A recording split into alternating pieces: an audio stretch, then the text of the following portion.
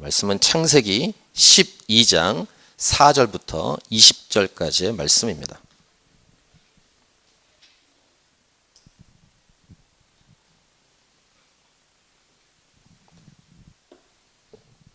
창세기 12장 4절부터 20절 말씀, 저와 같이 한 목소리로 읽도록 하겠습니다.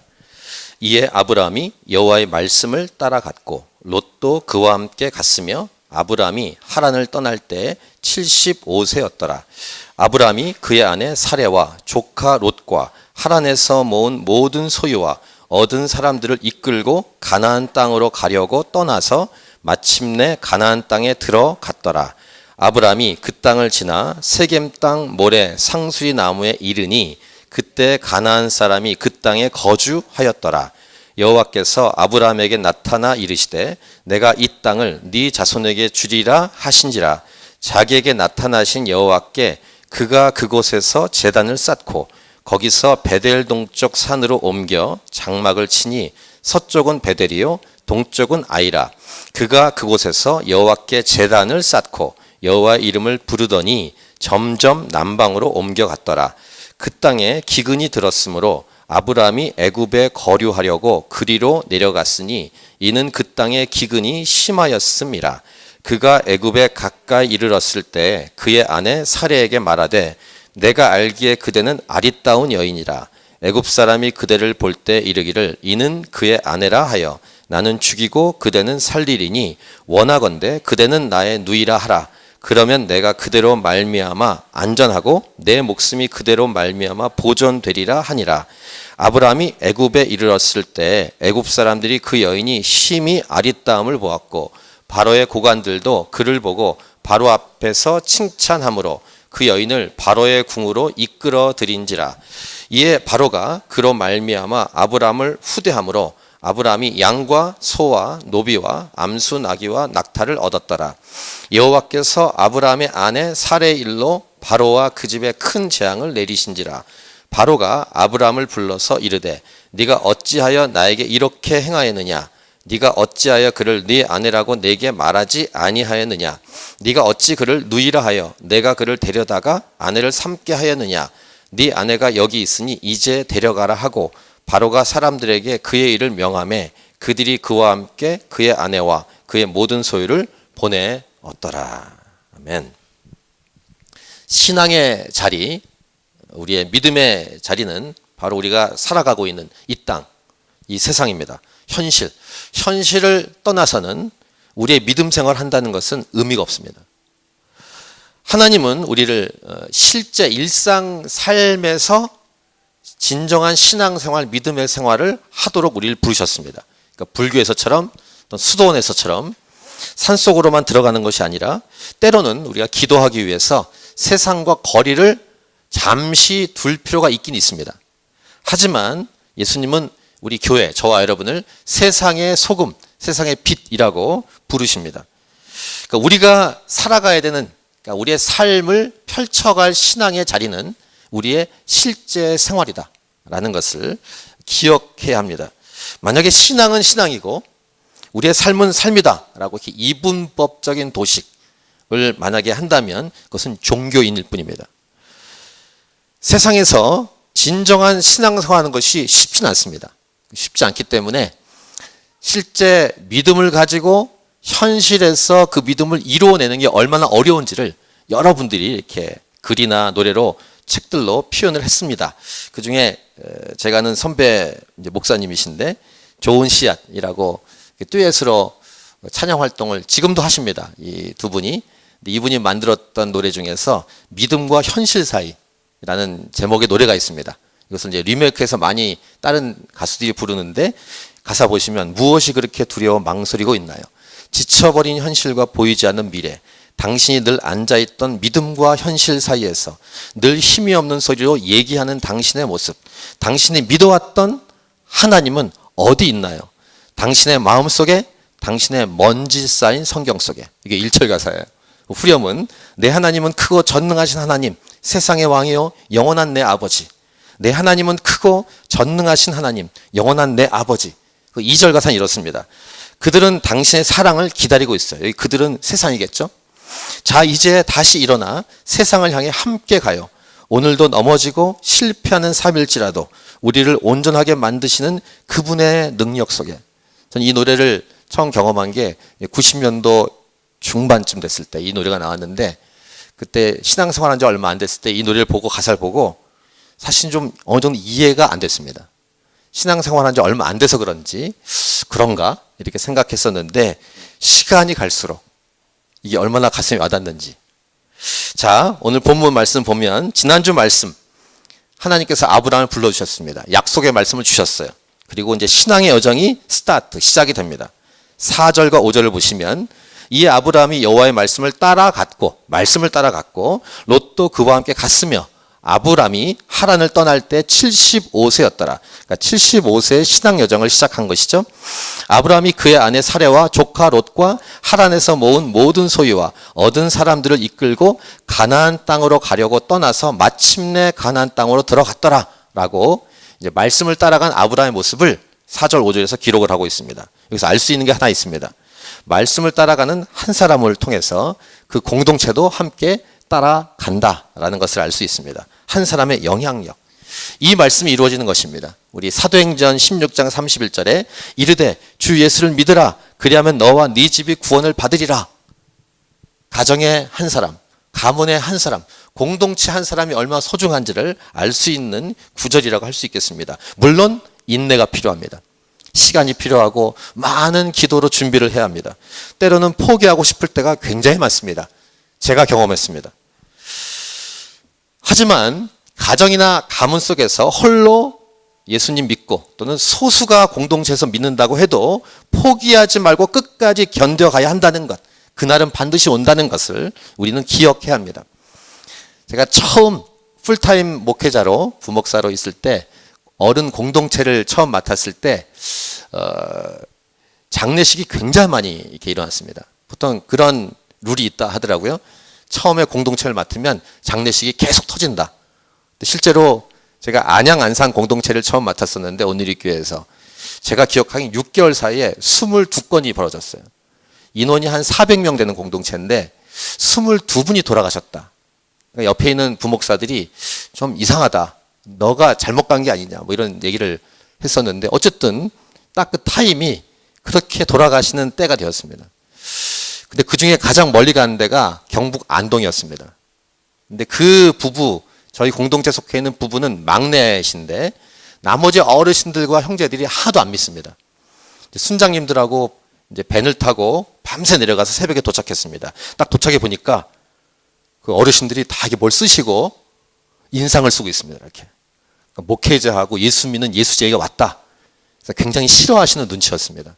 그리고 이제 안 믿는 분들의 장례식장에 그 복장이 있습니다. 이렇게 뒤집어 쓰고 이렇게 새끼줄로 이렇게 묶고 하는 게 있습니다. 가득 모였어요, 그 마당에. 근데 이제 그 부부, 우리 가정 속해 있는 부부와 함께 순식구들과 들어가서 함께 장례 위로 예배를 드렸는데, 그때 예배를 드리면서 생각한 게 있어요. 바로 아까 말씀 나누었던 사도행전 16장 31절이에요. 주 예수를 믿으라. 그리하면 너와 네 집이 구원을 받는다. 아, 이 말씀이 이루어지겠구나. 두 번째는 이것이 신앙생활의 현실이다. 현실이에요, 현실. 인상을 쓰고 있고 싫어하고, 어떻게 좀 심했으면은 올라가라 이렇게 내쫓을 수 있는 그런 분위기. 신앙생활에 낭만이 없는 건 아니지만 신앙생활에는 현실 속에서 부딪혀야 되는 부분이 반드시 일어납니다. 세상 속에 있기 때문에. 자, 아브라함 얘기를 좀 계속 더 보겠습니다. 6절부터 9절을 보시면 아브라함은 계속 말씀을 따라 믿음의 행진을 했습니다. 6절, 아브라함이 그 땅을 지나 세겜 땅 모래 상수리 나무에 이르니 그때 가나안 사람이 그 땅에 거주하였더라. 7절, 같이 읽겠습니다. 7절 시작. 여호와께서 아브라함에게 나타나 이르시되 내가 이 땅을 네 자손에게 주리라 하신지라. 자기에게 나타나신 여호와께 그가 그곳에서 제단을 쌓고, 이 땅이 바로 약속의 땅입니다. 나중에 오랜 후에 세대가 지나서 애굽에 들어간 이스라엘 백성이 나와서 들어갈 가나안 땅이 지금 이 땅입니다. 자, 그 땅에서 제단을 쌓았습니다. 8절, 거기서 베델 동쪽 산으로 옮겨 장막을 치니 서쪽은 베델이요 동쪽은 아이라. 그가 그곳에서 또 여호와께 제단을 쌓고 여호와 이름을 부르더니, 여기까지 좋은데 이제 9절 점점 남방으로 옮겨갔더라라고 기록합니다. 자, 말씀을 드린 대로 현실에서 일어나는 일들이 있었는데 그 일이 무엇인지 모릅니다. 근데 어쨌든 옮겨갔다. 이 짧은 구절에서 뭔가를 암시하는 듯합니다. 8절 후반부부터 좀 보시면 그가 그곳에서 여호와께 제단을 쌓고 여호와 이름을 부르더니 9절 점점 남방으로 옮겨갔더라. 이 남방은 네게부 지역인데 여기로 옮겨가는지에 대한 구체적인 이유 나오지 않지만 그 지역에서 기근이 발생합니다. 가뭄. 그래서 10절을 같이 읽겠습니다. 10절 시작. 그 땅에 기근이 들었으므로 아브라함이 애굽에 거류하려고 그리로 내려갔으니 이는 그 땅에 기근이 심하였음이라. 이렇게 기록을 합니다. 그러니까 네게부 지역으로 옮긴 다음에 기근이 임했어요.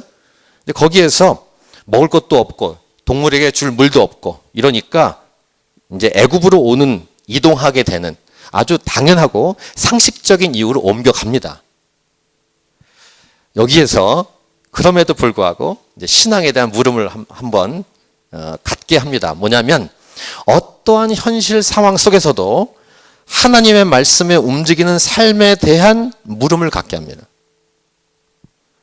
아브라함의 이런 행동, 이 행동에 대해서 이제 제가 이 정도 나이가 먹으니까 비난할 수 있는 마음이 거의 사라졌습니다. 아마 이 말씀을 30대 때 봤을 때는 이 말씀의 30대 느낌으로 제가 설교를 했을 것 같아요. 근데 여기에 대해서 비난할 마음이 없습니다. 그리고 우리 주위에 신앙생활을 제대로 하지 못하는 분들을 보고도 뭐라고 할 수 있는 자격이 나한테 있을까? 이런 생각을 합니다. 기도할 뿐이고 혹시 권면할 기회, 말할 수 있는 기회가 오면 제가 권면은 하지만 나도 그러한 상황이 주어지면 어떻게 행동할까? 이런 생각을 하게 합니다. 그럼에도 불구하고 하나님의 메시지를 들으십시오.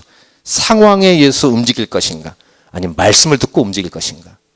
아주 근본적이고 기본적인 이 질문 앞에 정직하게 서야 합니다. 상황에 의해서 움직일 것인가? 말씀을 듣고 움직일 것인가? 이 말씀을, 이 표현을 담대하게 나 자신에게 그리고 그분들에게 말해주고 싶습니다. 한편으론 이해도 되고 공감도 하면서 분명한 이 메시지를 주고 싶습니다. 말씀을 따라 움직일 것인가? 상황에 의해서 움직일 것인가? 인간적으로는 자격이 없고 자신도 없고 나도 그런 상황에 되면 어떻게 행동할지 모르지만 그럼에도 불구하고 이 권면을 반드시 하기 원합니다. 그 다음 내용을 보시면 처음에는 상황에 의해서 움직이면 당장 그 문제는 해결됩니다. 가뭄을 해결하니까 애굽으로 옮겼어. 그런데 더 큰 문제가 기다리고 있습니다. 상황에 의해서 움직였을 때 오는 더 큰 문제. 말씀을 따라 움직였다고 해서 어려움이 없다는 말이 아닙니다. 근데 자기가 생각한 대로 상황을 보고 판단해서 자기 스스로 움직였을 때 오는 문제들. 자, 오늘 설교 제목은 이것입니다. 말씀과 현실 사이. 한번 따라 할까요? 오늘 제목입니다. 시작. 말씀과 현실 사이. 저와 여러분이 다 말씀과 현실 사이에서 갈등을 합니다. 자, 기근이라는 상황을 피해서 옮겨간 애굽에서 어떤 일이 벌어지는가? 그 유명한 사건. 이런 사건이 벌어지는가라고 생각되는 사건이 벌어지는데 자기 목숨을 부지하기 위해서 아내 사례를 자기 누이라고 속이게 되는 사건. 아내 사례가 너무 예뻐서 자기를 죽일 수 있고 아내 사례를 빼앗길 수 있다라는 이유 때문에. 자, 11절부터 13절 보시면 그가 애굽에 가까이 이르렀을 때 그의 아내 사례에게 말하되 내가 알기에 그대는 아리따운 여인이라 이렇게 말합니다. 그 다음에 12절 애굽 사람이 그대를 볼 때 이르기를 이는 그의 아내라 하여 나는 죽이고 그대는 살리리니. 13절 원하건대 그대는 나의 누이라 하라. 그러면 내가 그대로 말미암아 안전하고 내 목숨이 그대로 말미암아 보존되리라 하니라. 그러니까 이렇게 하자고 말한 이 아브라함의 생각은 누구를 위한 것일까? 누구를 위한 거예요? 아내를 위한 것입니까? 자기를 위한 것입니까? 아니면 하나님을 위한 것? 그러니까 자기 목숨 부지하자고 그러는 것입니다. 혹시 여러분 중에서도 아내가 너무 예뻐가지고 험악한 지역에 갔을 때 아내를 누이라고 소개될 그런 입장에 있는 우리 남편분들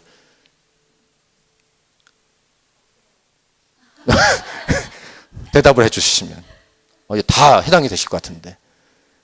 그렇죠? 이석헌 집사님. 네, 뒤에 계신, 네. 자, 아내 사례가 진짜 예뻤던 것 같아요. 애굽에서도 주목이 되는 미모. 아내 사례가 드디어 애굽의 궁으로 들어갑니다. 부름을 받습니다. 이거 사극에서는 뭐죠? 이렇게 왕이 부르는 거. 남편 아브라함은 재산을 얻습니다. 자, 14절부터 16절을 보시면 아브라함이 애굽에 이르렀을 때 애굽 사람들이 그 여인이 심히 아리따움을 보고 바로의 고관들도 그를 보고 이 신하들도 보고 와 감탄하고 칭찬하고 그 여인을 바로의 궁으로 이끌어 들였다라고 기록합니다. 그리고 16절 바로가 그 아내 사례로 말미암아 아브라함을 후대함으로 아브라함이 양과 소와 노비와 암수 나귀와 낙타를 얻었더라. 재산을 축적하게 된 예쁜 아내로 말미암아 아내를 누이라고 속이고 이 일을 하나님이 보시기에 어떠했을까? 17절 여호와께서 아브라함의 아내 사레일로 바로와 그 집에 큰 재앙을 내리신지라 라고 기록합니다. 근데 아브라함을 치시는 게 아니라 사례를 뺏어간 바로를 치시는 하나님. 왜 그런지 아십니까? 큐티 묵상하십시오. 왜 그렇게 하시는 건 아세요? 아브라함이 잘했기 때문이 아닙니다. 자, 18절부터 20절을 보십시오. 왜 아브라함을 안 치시고 왜 애굽 왕 바로를 치실까? 자, 18절 바로가 아브라함을 불러서 이르되 네가 어찌하여 나에게 이렇게 행하였느냐? 네가 어찌하여 그를 내 아내라고 내게 말하지 아니하였느냐? 네가 어찌 그를 누이하라 하여 내가 그를 데려다가 아내를 삼게 하였느냐? 네 아내가 여기 있으니 이제 데려가라 하고 그 다음 재산을 뺏지 않습니다. 다 줘요. 20절 바로가 사람들에게 그의 일을 명하매 그들이 그와 함께 그의 아내와 그의 모든 소유를 보내었더라. 자, 바로는요 이 사례가 아브라함의 아내인지 모르고 데려왔습니다. 아내인지 알고 데려온 게 아닙니다. 근데 하나님은 바로에게 재앙을 내리셨습니다.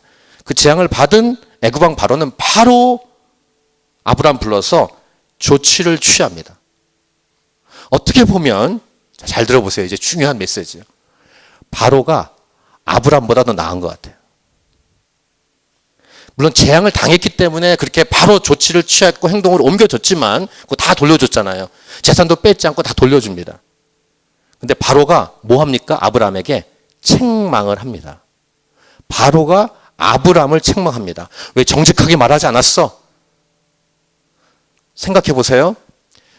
이 현실 속에서 예수 믿는 자보다 예수 믿지 않은 자가 때로는 도덕적으로 윤리적으로 더 나은 모습을 보이기도 합니다. 더 무서운 건요.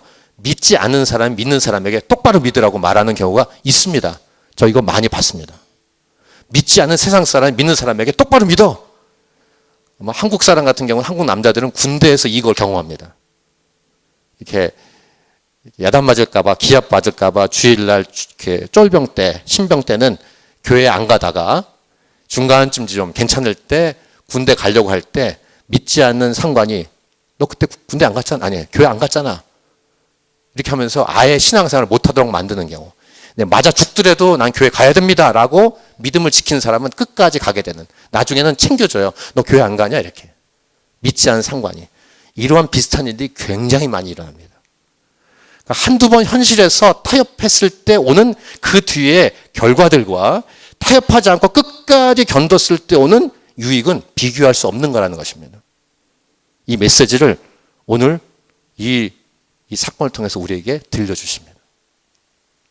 믿지 않는 사람이 믿는 사람에게 똑바로 믿어 라고 야단치는 경우. 어떻게 할 때요? 믿는 사람이 현실 속에서 믿음으로 행동하지 않을 때 생기는 현상들입니다. 믿음으로 행동하지 않은 것에는 도덕적이고 윤리적인 것도 포함됩니다. 연관되고. 지금도 이렇게 뉴스거리에 교회나 교단, 목회자의 욕을 많이 먹지 않습니까? 그것은 어떻게 보면 제대로 믿기 때문에 핍박이면은 영광이에요, 하나님께. 저기 공산국가라든가 이런 데서 벌어진 일들, 저 중동 지역. 근데 그런 게 아니고 한국 교회는 그런 게 아니라, 다는 아니지만 믿음대로 하지 않고 믿음과 관련돼서 현실적으로 도덕적이고 윤리적으로 살지 않기 때문에 오는 욕이에요. 그건 치욕스러운 수치입니다. 아브라함이 이 일을 자초한 것입니다. 믿음으로 행동하지 않은 근본 원인은 말씀이 아니라 상황을 따라 갔을 때 벌어지는 것입니다. 처음에는 말씀을 따라 갔죠. 근데 상황이 어려워요. 옮겨갔어요. 근데 기근이 발생해요. 또 옮겨가요. 그리고 속여요. 오늘 이 메시지는 아주 우리에게 주는 메시지가 아주 간단하고 명료합니다. 믿음을 가진 한 사람이 어떠한 상황에도 하나님 말씀대로 살아가야 한다라는 그 메시지를 우리에게 주고 있는 것이죠. 그럼 어떻게 할 것인가? 세 가지로 정리한 다음에 우리는 말씀 마치고 기도할 텐데, 첫 번째, 현실을 도피하지 마십시오. 현실을 떠나시면 안 돼요. 그럼 진정한 신앙생활이 안 이루어집니다. 그건 종교생활일 뿐이에요. 다 좋은 상황에선 잘 되죠. 제가 몇 번 말씀드렸지만 신앙의 그 진가는 결정적인 순간에 드러나게 되어 있습니다.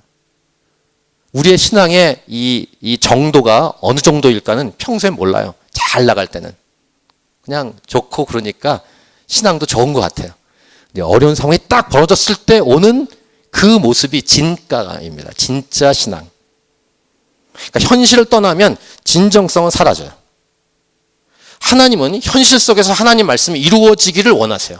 이 말씀이 이루어진 통로가 바로 저와 여러분이에요. 현실을 떠나지 말라. 두 번째, 하지만 때로는 현실 속에 살지만 현실에 대한 눈을 감아야 될 때가 있고 멀리 떨어져야 될 때가 있어요. 이 말은 뭐냐면 이런 것입니다.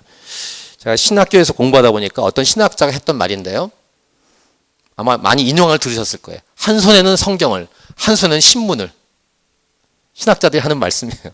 한 손에는 성경을, 한 손에는 신문을. 이것은 현실을 바탕으로 신앙생활해라 이 말이에요. 좋은 말입니다. 좋은 말인데 이것은 때로는 수정해야 돼요. 뭐냐면 한 손에는 성경을, 또 한 손에는 기도를. 이게 맞아요.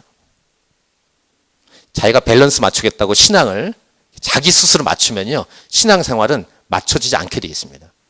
하나님을 향해서 확 쏟아 부을 때 신앙생활은 밸런스가 맞게 되어 있는 거예요. 진짜로. 50대 50으로 딱 맞춰서 50은 세상 속에, 50은 말씀 속에. 아닙니다. 신앙생활 그렇게 되어 있지 않습니다. 현실에 있지만 50, 뭐가 50입니까? 100을 다 쏟는 거예요. 다. 한 손에는 성경을, 한 손에는 기도를. 그래야 신앙생활이 제대로 이루어지게 되어 있어요. 어떤 목사님들, 제가 목사님들을 많이 경험하니까요, 현실에 굉장히 눈이 열린 분들이 계십니다. 제가 아는 목사님 같은 경우는 성경 얘기보다는 이렇게 주가라, 이렇게 주식이라든가 세상 돌아가는 얘기를 굉장히 잘 하시는 분들 계세요. 물론 설교 때 아주 싹싹 알아듣도록 이것을 잘 활용하시면 좋죠. 근데 이것이 좀 지나쳐서 처세술로 많이 가시는 목사님도 있어요. 그런데 잘 보면 아름답지 않습니다. 그냥 그런 부분은 눈을 감는 것이 낫습니다. 세상을 몰라야 된다 이 말이 아니지만, 그리고 어느 정도 알아야 된다고 인정하지만 하나님께서는 오히려 잠시 눈을 감게 하시는 경우가 있다는 사실을 기억해야 돼요. 왜냐하면 이유는 딱 한 가지예요. 말씀에 대해서 눈이 열리게 하기 위해서입니다. 세상을 떠나진 않지만 세상을 말씀을 통해 보도록 하기 위해서 잠깐 때로는 세상에 대해서 눈을 잠깐 감도록 하시는 하나님의 배려. 세 번째 메시지.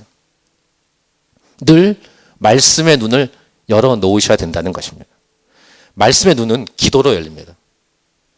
우리의 말씀은 기도를 통해서 열리게 되어 있습니다. 똑같은 성경을 봐도 기도로 여는 사람과 기도로 열지 않은 사람은 차이가 있습니다. 기도와 말씀은 같은 짝입니다. 커플이에요.